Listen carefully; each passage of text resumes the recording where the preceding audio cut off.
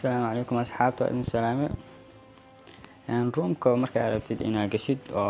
macnaha lagu soo diray ID iyo passwordkiisa update-ka cusub waxaa sameynaysaa waxaa galaysaa halkan meesha room ay ku qoran tahay kadib room waa kana haddii aad sameynayso waa kana halkan hoose create room ku qoran haddii galabsana waa kana enter room ID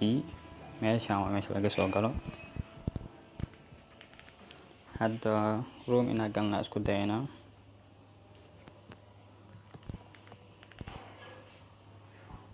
tusaale ahaan roomka lagu soo diray sidaan oo kale waayo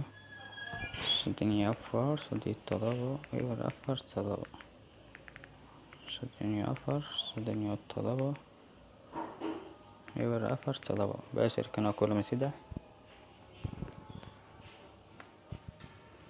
markuu sidaan yahay enter room ID 34 eber 4 7 enter